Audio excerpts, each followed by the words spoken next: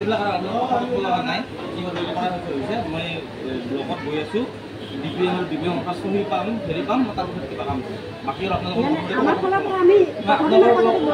লগত মোৰ কথা পাতিব নাই এখন মই অফিচিয়েলি ৰিচিভ কৰিছোঁ এখন মই অফিচিয়েলি ৰিপ্লাই পাম তাৰপিছত মই কাম কৰিম তাৰপিছত পাতিব লগা নাই হা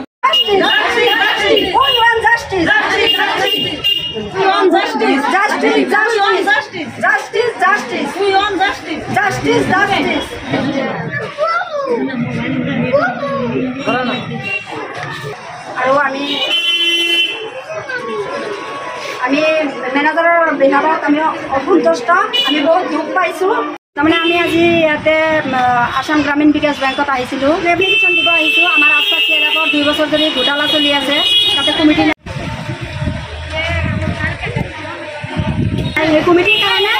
এই কমিটিৰ কাৰণে আমি তাৰমানে ডিষ্ট্ৰিক্টত এপ্লাই কৰিছোঁ তেওঁলোকে কৈছে হিচাপ নিকাচ বুজাই তাৰপিছত আমি কমিটি বনাই দিম সেইকাৰণে আমি ৰখি আছোঁ কিন্তু ইফালে বেংকৰ পৰা তলে তলে মেনেজাৰে আৰু BPMে মিলি টকা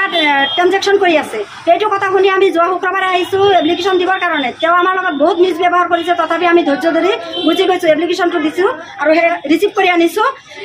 কিন্তু সেই দিয়াৰ পিছত তেওঁ মানে কৈছে নাই BPMে যদি লেনদেন কৰিব দিয়ে আপোনালোকে দৰখাস্ত দিছে কিন্তু আমি সেইটো লেনদেন কৰিমেই নহ'লে আপুনি BPMৰ পৰা লিখি আনি দিয়ক আমি BPMে চুৰ কৰিছে BPMৰ পৰা লিখি আনিব গ'লে দিব নেকি আমাক নিদিয়ে আপদৰ দাখন ৰূপসী উন্নয়ন খণ্ড SRLMৰ ভিডিঅ' কালি আমাৰ এই জীৱিকা সখী ছানিয়াৰাই কৈছে যে আমি কমিটি বনাইছোঁ কমিটিয়ে টকা লেনদেন কৰিব যদি কোনোবা দম আছে বন্ধ কৰে যাতে এনেকুৱা কথা ভাবুকি দি থাকে আৰু সেই পুৰণা যাক মানে BPMে মনে মনে ঘুষ খাই প্ৰেচিডেণ্ট বনাইছে শাহিদা খাতুন তাপেশ্বৰা গাঁও পঞ্চায়তৰ তেওঁ নিজে পুৰণা কমিটি ভংগ দিছে যোৱা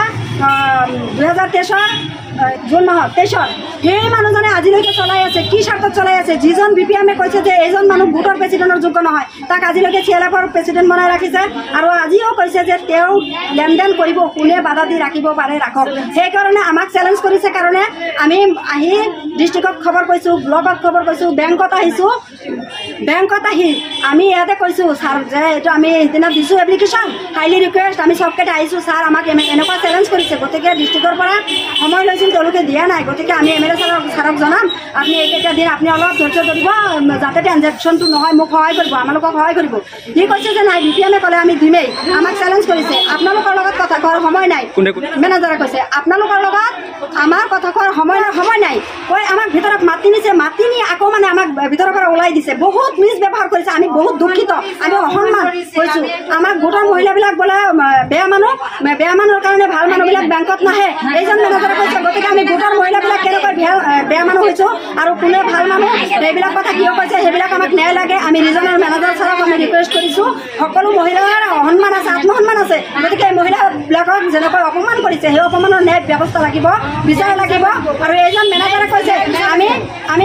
বেনিফিচিয়াৰীৰ লগত আপোনাৰ একাউণ্ট আপোনাৰ লগত কথা ক'ব নোৱাৰিম ডিপাৰ্টমেণ্টৰ লগত মোৰ সম্পৰ্ক ভাঙি যাব তেওঁ ডিপাৰ্টমেণ্টৰ দৰমহা খায় নে আমাৰ টেক্সেৰে চৰকাৰে তেওঁলোকৰ বেংকৰ যিখিনি টকা দিয়ে এই ৰিজনেল ব্ৰাঞ্চৰ পৰা ইয়াতে ব্ৰাঞ্চ পৰিচালনা কৰে নে BPMে পৰিচালনা কৰে এইটো আমাক এখন দৰখাস্ত আজি দিব গৈছোঁ যে ছাৰ এইটো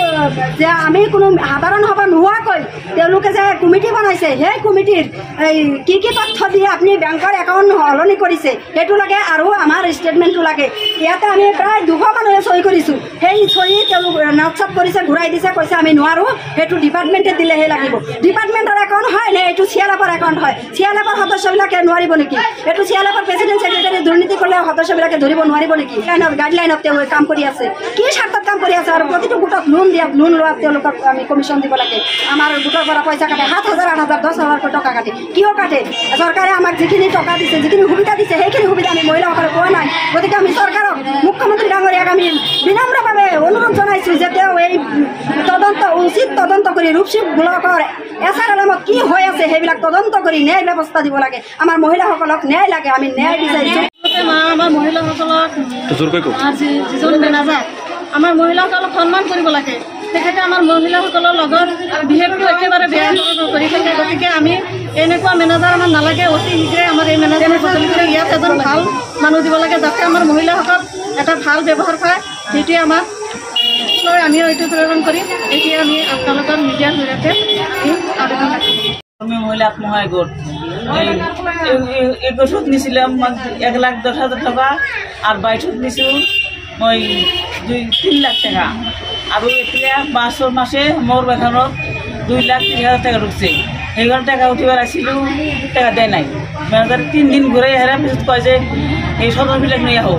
সদর লৈ আসছে আরোবিলাক আনব লাগবে সবগুলো আনিব লাগবে সবগুলো আনি তার বাদে আনি সেই মহিলাগুলাক সব মিলিয়ে খারাই সেই তার হিসাব দিলে যে এই কিমান আছে 47 টাকা 620 টাকা দিবলগীয়া আছে আমার আগৰ লিনৰ পিছত আবার আমার ব্যাংকত হোম চার্জ জমা হয়েছে 7,050 টাকা 7,500 টাকা আর আমার ব্যাংক স্যাংশন দিচ্ছে এই 4 লাখ টাকা এই 4 লাখ টাকার কারণে 3,000 কাটছে না আর এতিয়াই 3 দিন আগতে ফোন করেছে যে মই আরো 3,000 টাকা লাগবো জমা থইব লাগবো তা লাগলে এই পয়সা মানে কাটিব এই কিহৰ মতে কাটিব আৰু সেই হিসাব সেই টাকা সম্পূর্ণ দিয়ে দিছি এতিয়া কয় যে 5,000 টাকা আরো পাম তোমার কাছে কোনে পাবো ম্যানেজার পাবো আবার 3,000 3,500 কাটছে আবার পয়সা থাকার কারণে পয়সা আকৌ আবার 3,500 টাকা আবার কাটিব ন্যায় বিচারু ন্যায় বিচারু আর এই আমার নালাগে খবর মানে এনি লাইভ 24/7 আৰু এনি লাইভ ডিজিটেল যিকোনো খবৰৰ বাবে যোগাযোগ কৰক 9387734920 আমাৰ এই নম্বৰত।